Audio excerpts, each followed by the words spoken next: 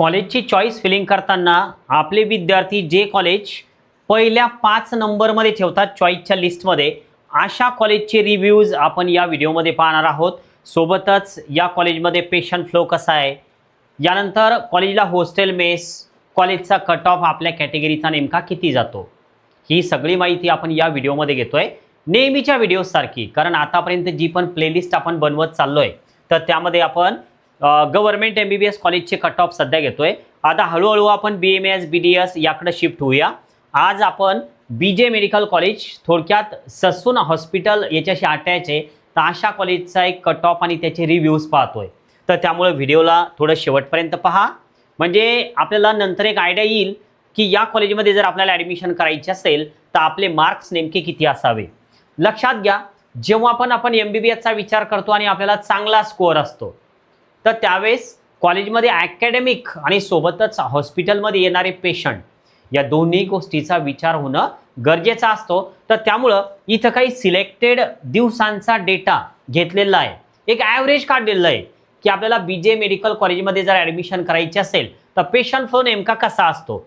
तर पहा, आता 2025 मध्ये हे 6 महिन्यांचा डेटा तुमच्या समोर दिसतोय। 30/7 म्हणजे 7व्या महिन्यातली 30 तारीख 1733 OPD आहे।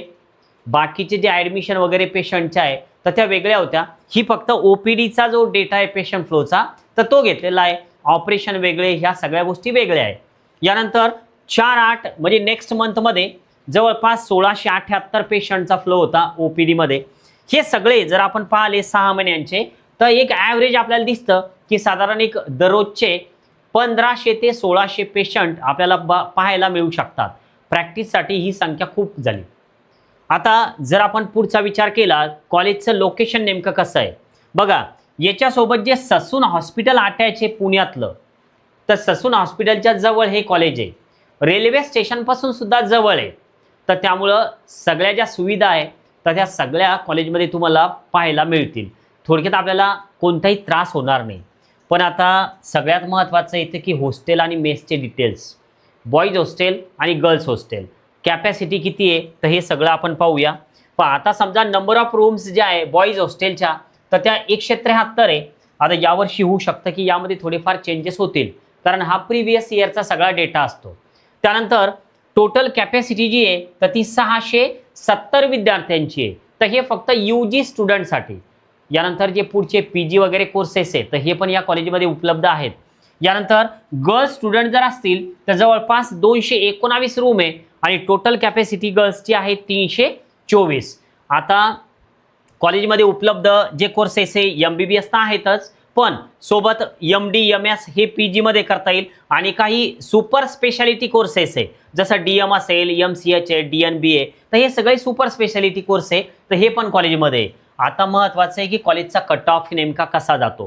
तर आपण काय करू, नेहमीचा आपला जो व्हिडिओ असतो की आपण कंपेअर करत घेतोय कट ऑफला दरवर्षीच्या 24च्या आणि 25च्या। आता 24 मध्ये 558 स्कोअर आहे, 1,27,524 एवढा रँक आहे। पण 25 मध्ये 410 स्कोअरवर ॲडमिशन झाली आणि रँकमध्ये सुद्धा खूप फरक पडला।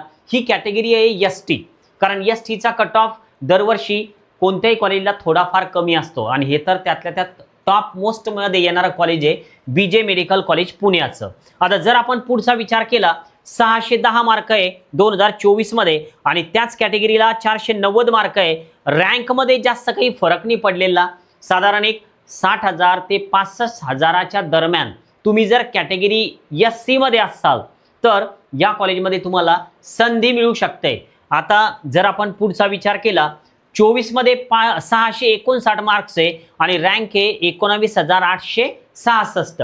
रँक म्हणजे नेमकं काय असतो तर आपण पूर्ण भारतामध्ये नीटमध्ये नेमकं किती नंबरला आलेलो आहे तर त्याला रँक म्हणतात। ही आहे ऑल इंडिया रँक। आता 24 मध्ये 19,866 आणि 25 मध्ये 19,019 म्हणजे 19,000च्या जवळपास रँक येतोय। तुम्ही VJ मध्ये आहात तर तुम्हाला या कॉलेजमध्ये संधी मिळू शकते। जिजाऊ अकॅडमीला नवीन असाल सबस्क्राईब करा, लाईक करायला विसरू नका, कारण सगळे कट ऑफचे व्हिडिओ इथनं समोर बनवतोय, तुमच्यापर्यंत ते नक्कीच पोहोचले पाहिजे, तर त्यासाठी सबस्क्राईब करून ठेवा। आता 24 मध्ये 665 मार्क्स, 15,451 हा रँक आहे। नंतर 25 मध्ये 520 रँक, आणि स्कोअर आणि रँकमध्ये जवळपास दुपटीचा फरक पडला, ही कॅटेगरी होती NTB. हे NTB, NTC, NTD मध्ये रँकमध्ये डिफरन्स होतो, कारण मुलांची संख्या जी आहे तर ती किती रजिस्ट्रेशन करतात, NTB वाले, NTC वाले, NTD वाले, यावर तो फरक पडत असतो. 24 मध्ये 675 मार्क, 9906 एवढा रँक आहे. 25 मध्ये 8818 आणि ही कॅटेगरी आहे NTC. आता आपण पुढच्या कॅटेगरीचा विचार केला NTDचा, तर हे तुम्हाला रँकमध्ये थोडा फरक दिसेल, 8766 आणि 10000. आता हे ओबीसी मध्ये 9125, 10151 म्हणजे 9000 10000च्या दरम्यान तुम्ही यायला पाहिजे. हे जे स्कोअर आहे हे स्कोअर यावर्षी पण बदलू शकतो. तुमचा जो पेपर आहे तर तो कसा येणारा तर यावर ह्या गोष्टी अवलंबून असतात. आपण जर SEBC कॅटेगरीचा विचार केला, रँकमध्ये फारसा काही फरक पडलेला नाही, 8500च्या वरती तुमचा रँक 9000च्या आतमध्ये असेल तर या कॉलेजसाठी SEBC मधून तुम्हाला ॲडमिशन मिळण्याचे चान्सेस असतात. आता 12545, 17010 ही कॅटेगरी आहे EWS. पण रँकवर फोकस करा, सोबत स्कोअर पण पहा, कारण रँक खूप महत्त्वाचा आहे, कारण कॉलेज खूप टॉपचं आहे.